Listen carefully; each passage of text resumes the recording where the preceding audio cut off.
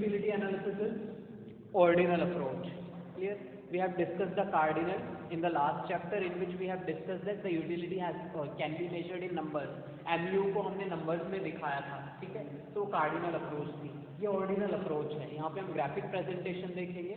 So indifference curve के through हम क्या करेंगे? कंज्यूमर की सेटिस्फेक्शन या कंज्यूमर की इक्विलिब्रियम इंडिफरेंस कर्व एनालिसिस में the consumers equilibrium through indifference curve. ठीक है, यहाँ पे कुछ अजम्पशन, इस कर्व को ड्रॉ करने के लिए हमने एक कॉन्सेप्ट को जस्टिफाई करने के लिए कुछ अजम्पशंस ली गई हैं. ठीक है, तो क्या है वो अजम्पशन? तो कुछ अजम्पशंस हमारे पास पहले भी थी.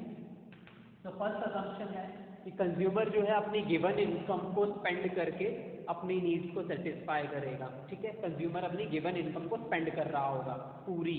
ओके, तो फर्स्ट अजम्पशन है the given income, consumers income is given और will be given and he और she will be spending the whole income. तो इसको हम लिख देते हैं the given income is spend wholly. Assumption है, ठीक है, इंडिफरेंस कर्व की. तो फर्स्ट कहता है कि जो इनकम है कंज्यूमर की, वो सारी की सारी इनकम को स्पेंड कर रहा है, कुछ बचा नहीं रहा होगा. ठीक है, consumers income is given and he और शी विल बी कंज्यूमिंग और spending the whole income. Savings नहीं कर रहा होगा वो. ठीक है, प्राइस कांस्टेंट रहेगा, प्राइस वुड रिमेन फिक्स्ड और कांस्टेंट. जो प्रोडक्ट का प्राइस है, कमोडिटी का प्राइस है, वो कांस्टेंट या फिक्स रहेगा. ये हमने पिछले चैप्टर में भी पढ़ा था कि प्राइस हमारा कांस्टेंट रहता था, पर यूनिट जो प्राइस गिवन होता था वो चेंज नहीं होता था. ठीक है, नेक्स्ट है ये जो कंज्यूमर अपनी इनकम स्पेंड कर रहा है ना, वो दो गुड्स पे, ये अज्यूम कर लिया पहले से ही कि वो कंज्यूमर जो है एक कमोडिटी कंज्यूम नहीं कर रहा होगा. ठीक है, तो two goods are to be consumed. Two goods are to be consumed which are substitute to each other, which are substitute to each other. दो गुड्स एक कंज्यूमर एक साथ साइमल्टेनियसली कंज्यूम कर रहा होगा और वो गुड्स जो है एक दूसरे की सब्स्टिट्यूट होंगी. ठीक है, जैसे एप्पल एंड ऑरेंज है, दो फ्रूट्स हैं. ओके, सो उनको हम एक दूसरे की जगह सब्स्टिट्यूट कर सकते हैं, रिप्लेस कर सकते हैं. दो फ्रूट्स ही तो है, सेम तरह की नीड्स को सेटिस्फाई कर सकते हैं. बहुत टेक्निकली नहीं जाते कि भाई एक में आयरन ज़्यादा होता है, एक में वाइटामिन ज़्यादा होते हैं. ठीक है, सो ऐसा हम टेक्निकली उसको डिफाइन नहीं कर रहे हैं. ठीक है, बट सब्स्टिट्यूट्स हैं. क्यों? क्योंकि फ्रूट है, एक ही कैटेगरी में वो आती है. ओके, सो दो गुड्स को कंज्यूम कर रहा होगा और इन्हीं दोनों गुड्स के ऊपर अपनी पूरी की पूरी इनकम स्पेंड कर रहा होगा. ठीक है, बचा कुछ नहीं रहा होगा. प्राइस उन कमोडिटीज का फिक्स रहेगा. ठीक है, एक और वो कहता है कि intensity of desire, intensity of desire, इच्छा की गहनता, गहराई, मतलब कौन सी इच्छा, कौन सी डिजायर डीप होगी. ठीक है, किस कमोडिटी के लिए डीप डिजायर है, डीप विलिंगनेस है, तो उसे हम कहेंगे intensity of desire would be high for the commodity. The intensity of desire would be high for the commodity which is less within. Consumer के पास दोनों में से जो कमोडिटी कम होगी, ठीक है, उसके लिए उसकी इंटेंसिटी ऑफ डिजायर बढ़ती जाएगी. ठीक है, intensity of desire would be high, would be high और वुड इंक्रीज. ठीक है, the intensity of desire would be high. Consumer की जो इच्छा की गहनता है, ठीक है, इच्छा डिजायर बढ़ती जाएगी उस कमोडिटी के लिए जो उसके पास कम है. ठीक है, क्लियर, इंटेंसिटी ऑफ डिजायर बढ़ती जाएगी उस कमोडिटी के लिए जो उसके पास कम है, और जो ज़्यादा है उसके लिए इंटेंसिटी ऑफ डिजायर घट जाएगी. Implying the law of diminishing marginal utility. हमने पढ़ा था कि law of diminishing marginal utility कहता था कि जैसे जैसे हम कंजम्पशन बढ़ाते हैं, मार्जिनल यूटिलिटी, सेटिस्फेक्शन का लेवल घटता जाता है. कंजम्पशन जैसे जैसे बढ़ती जाएगी, ठीक है, हमारा सेटिस्फेक्शन लेवल घटता जाएगा. ऐसा ही होता है. ठीक है, उसी लॉ को अप्लाई करते हुए हम कहते हैं कि जो कमोडिटी कंज्यूमर के पास ज़्यादा हो गई उसके लिए तो उसकी इच्छा खत्म हो जाएगी, क्योंकि कोई चीज़ बहुत ज़्यादा है, उसके लिए हमारी प्रेफरेंसेस, हमारी लाइक, पसंद कम हो जाती है. राइट, जो चीज़ ज़्यादा हो जाती है, कहते हैं ना अति बहुत बुरी होती है, ठीक है। सो जो चीज़ ज़्यादा हो गई उसके लिए डिज़ायर या इंटेंसिटी ऑफ डिज़ायर, उसके लिए विलिंगनेस, उसके लिए इंटरेस्ट कम हो जाता है। जो चीज़ कम है हम वी ट्राइव टू गेट और obtain that commodity only which is less और which we are not having, जो हमारे पास है नहीं, या जो चीज़ कम है उसी के लिए हम मेहनत करते हैं, उसी को पाना चाहते हैं, ठीक है। सो इंटेंसिटी ऑफ डिज़ायर उसी कमोडिटी की बढ़ेगी या तभी बढ़ेगी जब वो हमारे पास कम है, और जो ज़्यादा है उसके लिए इंटेंसिटी ऑफ डिज़ायर घट जाएगी, ठीक है। Clear? Okay. So next assumption is monotonic preferences. Monotonic preferences, the consumer have monotonic preferences. It means more of a good gives higher satisfaction.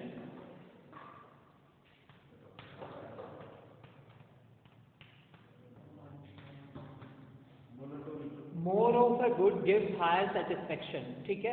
मतलब एक कमोडिटी का जब ज़्यादा यूनिट्स होंगी हमारे पास तो सेटिस्फेक्शन लेवल बढ़ जाएगा विदाउट रिड्यूसिंग द अदर, दूसरे को कम किए बिना ही। जैसे अभी पीछे ग्राफ में दिखाया था कि सपोज हमने ये कर्व बनाया कुछ इस तरीके से, पॉइंट ए है, ठीक है। पॉइंट ए से 5 यूनिट्स मैंने पी की ली है और क्यू कमोडिटी की ली है 2 यूनिट्स, ठीक है।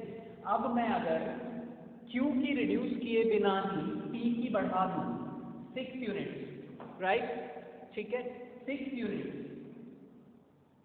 एंड क्यू की अभी भी कितनी है 2 यूनिट्स, ठीक है। तो ये कर्व थोड़ा इधर शिफ्ट हो जाएगा, देखो पॉइंट चेंज हुआ, ओके।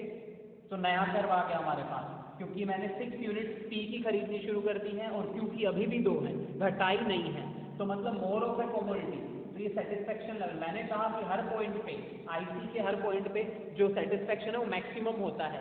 अब आईसी ही राइट वर्ड शिफ्ट हो गया है, तो ये पॉइंट ए अब A1 बन गया, नई जगह आ गया, देखो थोड़ा सा राइट वर्ड शिफ्ट हो गया, थोड़ा सा गैप दिखा रहा है वो, ओके। तो इसने क्या था, 5 की बजाय 6 यूनिट खरीदनी शुरू कर दी और क्यू की अभी भी उतनी है, घटाई नहीं है। तो जब ऐसा होता है कि एक कमोडिटी की हम ज़्यादा यूनिट खरीदने लग जाएं विदाउट रिड्यूसिंग और डिक्रीजिंग द अनदर, ठीक है, किसी एक की घटाए बिना दूसरे की ज़्यादा कंज्यूम करने लग जाएं या ज़्यादा खरीदने लग जाएं, तो हमारी सेटिस्फेक्शन लेवल बढ़ जाती है, क्योंकि आईसी शिफ्ट हो जाता है। उसे हम कहते हैं मोनोटोनिक प्रेफरेंसेस। मोनोटोनिक प्रेफरेंसेस का मतलब है कि एक कमोडिटी की जब ज़्यादा यूनिट्स हमारे पास होती हैं बीइंग अ कंज्यूमर, तो हमारा सेटिस्फेक्शन लेवल हाई होता है। More of a good gives higher satisfaction, कहने का मतलब दूसरे की घटाए बिना। अगर दूसरे की रिड्यूस करके बढ़ा रहे हो तो आपका टोटल यूनिट कम हो रही है ना, राइट। लेकिन जब आप एक की घटाए बिना दूसरे की बढ़ा रहे हो तो टोटल यूनिट बढ़ जाती हैं, ठीक है। तो यही पॉइंट यही कह रहा है, more of a good gives higher satisfaction. एक की बढ़ा दी लेकिन दूसरे की घटाई नहीं, ऐसा कब होता है? ऐसा होता है जब आपकी मे बी इनकम इंक्रीज हो गई हो या फिर प्राइस रिड्यूस हो गया हो, ठीक है भाई। पहले 50 रुपए किलो एप्पल थे तो 100 रुपए में 2 किलो आ जाते थे, ठीक है। अब 40 रुपए किलो हो गए हैं तो 100 रुपए में कितने आ जाएंगे? 2.5 किलो खरीद सकते, 2.25 किलो खरीद सकते हो, 2.5 किलो तो नहीं, 2.25 किलो आप खरीद सकते हो, ठीक है। क्लियर? तो आपकी इनकम तो सेम रही लेकिन प्राइस रिड्यूस हो गया था, पर यूनिट प्राइस रिड्यूस हो गया था, जिस वजह से आप ज़्यादा खरीद पाए, तो दूसरे की नहीं घटानी पड़ी, ठीक है। पहली कमोडिटी के प्राइस कम हो गए थे, इस वजह से आप ज़्यादा कंज्यूम कर पाए, ओके। क्लियर? तो ये है मोनोटोनिक प्रेफरेंसेस। 1 मार्क में क्वेश्चन आ जाता है, डिफाइन और what do you mean by monotonic preferences. Monotonic preferences का मतलब है कि एक कमोडिटी की जब ज़्यादा यूनिट्स होंगी हमारे पास तो हमें सेटिस्फेक्शन ज़्यादा मिलती है विदाउट रिड्यूसिंग द अदर। दूसरी की यूनिट घटाए बिना मैंने 100 रुपये में एडजस्ट कर लिया क्योंकि प्राइस कम हो गया था, दूसरी को छेड़छाड़ नहीं किया, दूसरी की जितनी भी यूनिट थी पहले भी उतनी ही खरीदते थे, अभी भी उतनी ही खरीदते हैं। जैसे अगर ग्राफ में देखा था, क्यू की 2 ही यूनिट पहले खरीदते थे और 2 ही यूनिट अब खरीदते हैं, लेकिन पी का कंजम्पशन बढ़ा दिया है क्योंकि पी का प्राइस घट गया होगा, इसलिए हम 5 की बजाय पी की 6 यूनिट खरीदने लग गए हैं, तो हमारा सेटिस्फेक्शन लेवल ऑब्वियसली बढ़ेगा। पहले 5 और 2 का कॉम्बिनेशन था, अब 6 और 2 का कॉम्बिनेशन हो गया, ये पी है ये क्यू है, ओके। तो देखो पी की बढ़ गई है 1 यूनिट और क्यू की सेम रही है, तो क्यू की घटाए बिना ही हमने पी का कंजम्पशन बढ़ा दिया है, ठीक है। तो हमारा यहाँ पे टोटल यूनिट 7 है, यहाँ पे टोटल यूनिट 8 हो गए। क्यों हो गए 8? क्योंकि पी का कंजम्पशन बढ़ गया है, पी की ज़्यादा यूनिट्स हमारे पास आ गई हैं क्यू की घटाए बिना ही, ठीक है। तो ये है monotonic preferences. More of a good gives higher satisfaction. Monotonic preferences means more of a good gives higher satisfaction to a consumer. Okay, यही है monotonic preferences. Next है the consumer is indifferent. The consumer is, ये भी 1 mark में question आ जाता है. The consumer is indifferent. The consumer is indifferent at any point of IC. Indifference curve के किसी भी पॉइंट पे कंज्यूमर indifferent होता है. ठीक है, that means कि जब हम IC कर्व बनाते हैं जो कि कुछ इस तरीके से होता है IC. So any point at IC A B C D E जितने मर्जी पॉइंट हम लगा लें IC पे, ठीक है, each point gives same level of satisfaction. Okay, clear? Yes. Graph में होगा कि जबरदस्ती same level of satisfaction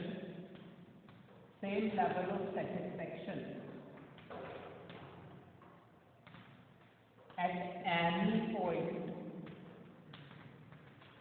of IC. ठीक है, IC के किसी इंडिफरेंस कर्व के किसी भी पॉइंट पे हमारा सेटिस्फेक्शन लेवल सेम रहता है. यही है इंडिफरेंस कर्व. मतलब कंज्यूमर अगर A पे भी रहेगा तो भी उतना ही सेटिस्फेक्शन होगा, B पे रहेगा तो भी उतना ही सेटिस्फेक्शन होगा, D पे रहेगा तो भी उतना ही सेटिस्फेक्शन होगा. अब देखो यहाँ हर पॉइंट पे कॉम्बिनेशन होता है. पॉइंट A ये P कोमोडिटी है और ये Q कोमोडिटी, राइट, दो कोमोडिटी कंज्यूम कर रहा है ना. तो पॉइंट A पे अगर हम इस कर्व को इस तरीके से मिलाएं तो 8 यूनिट तो P की हो गई और सपोज 2 यूनिट किसकी हो गई, Q की. तो फर्स्ट कॉम्बिनेशन आया 8 and 2. सेकेंड कॉम्बिनेशन आया, सपोज मैं P को लेके चल रहा हूँ, ठीक है, 6 यूनिट एंड 3 यूनिट. तो सेकेंड कॉम्बिनेशन है 6 and 3. देन E को ले लो 6 and 4.